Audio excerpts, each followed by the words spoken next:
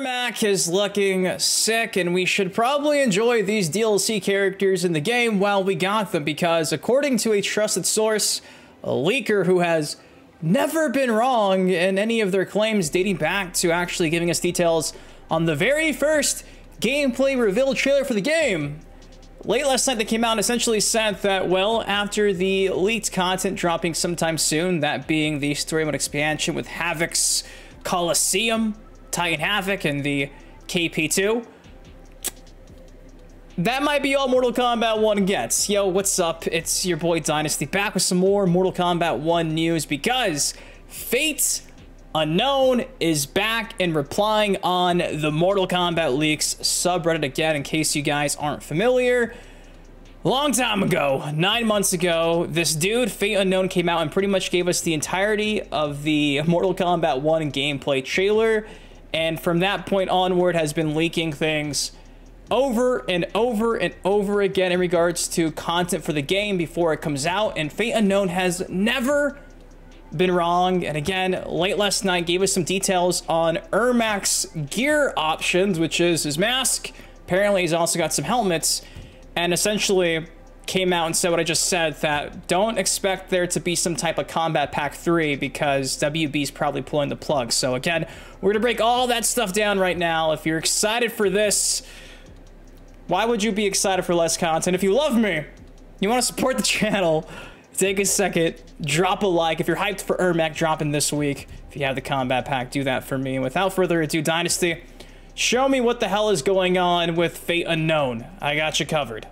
Now, let me just set the stage really quick for those who probably missed this or are not familiar with everything that's been leaked so far for this game. Days after Mortal Kombat 1 came out, the Thinny and Loco, a bunch of trusted sources, data miners, came out, and they data mined Mortal Kombat 1's source code on the back end. That gave us pretty much the entirety of the story mode expansion's dialogue. I talk about it for like an hour. I did that like 7 months ago, 8 months ago. Cards on the screen everywhere. And essentially what we're getting is a bunch of DLC. Cyrax, Noob Saibot, Sector, Jade, Cassie, Kung Jin, Ghostface, Terminator T-1000, and Conan the Barbarian. In the midst of this, there's going to be some type of story mode expansion continuing off the Mortal Kombat 1 story mode ending with Titan Havoc on the Pyramid. We're going to see all that. That's coming. So for sure, it seems like this is dropping along with story expansion. That just kind of might be it. Now, this is where things get interesting. So Fate Unknown's been missing for 2 months. 2 months since Fate Unknown has shared any leaked details about MK1. And when asked about the gear for Ermac, Fate Unknown came out and said it's the mask, but his masks are pretty wild.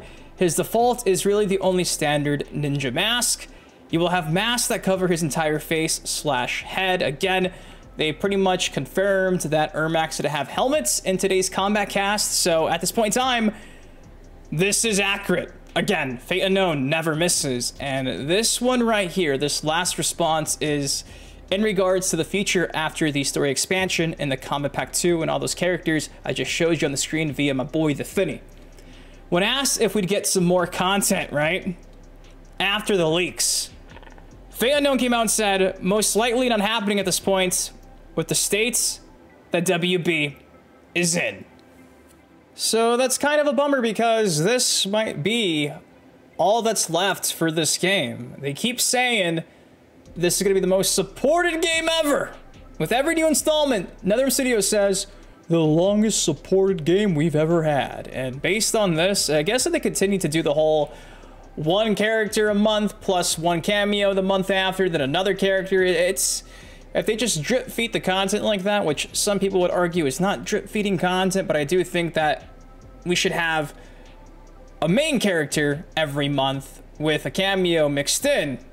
I think that would be a lot better. But it's not. It takes like 3 months to get 2 mains and 1 cameo.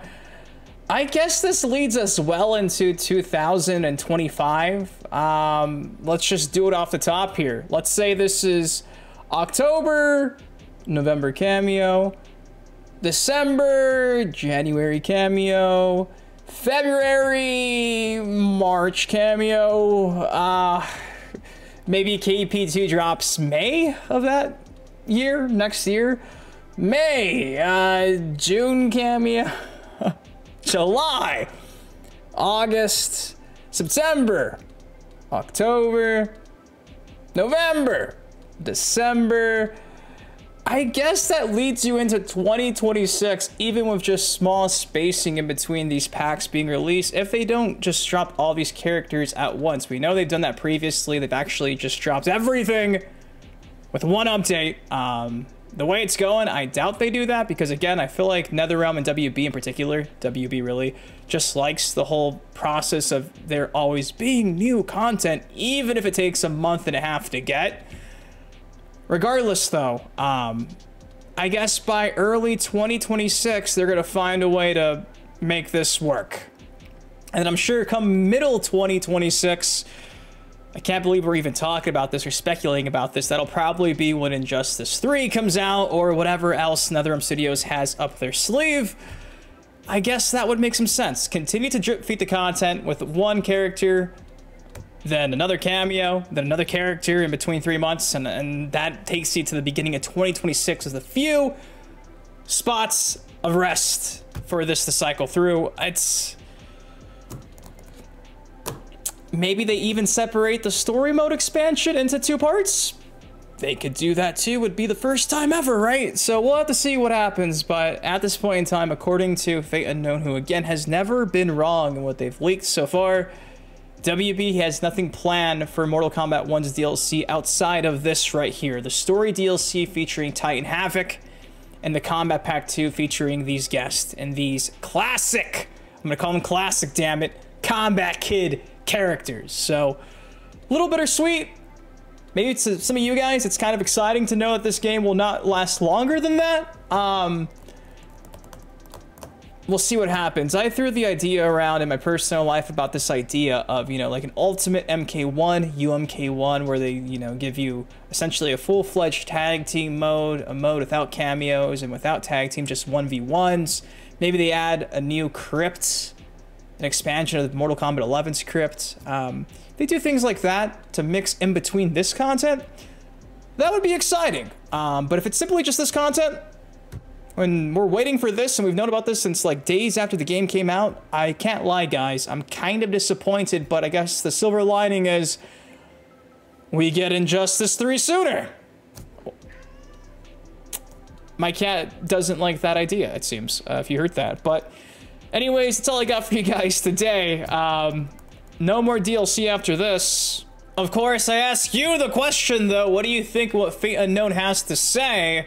You kind of bummed that that might be the only DLC we get. Were you hoping that we'd pretty much have an endless array of characters? We still don't know at least the upcoming cameos for these DLC packs. There's been some rumored leaked ones, including the likes of a Kentaro, Liu Kang, Li Mei, but again, nothing 110% concrete. So at the very least, we got that to look forward to. It's going to be a surprise, right? If this next update with Ermac doesn't leak even more content in the source code. But until then, I digress. Of course, if you guys enjoyed the video, please do me a solid. Take a second, drop a like on it, subscribe for some more MK content like this on the channel. Till next time, been your host, been Dynasty. Guys, please take care, stay safe. He looks amazing. Looking forward to using Ermac and all these new moves for Reptile and Scorpion and Rain. I love you guys. Thank you for watching. I'll see you in the next video. Peace. Dead guys, pockets full of dead guys, like the walking dead, yeah.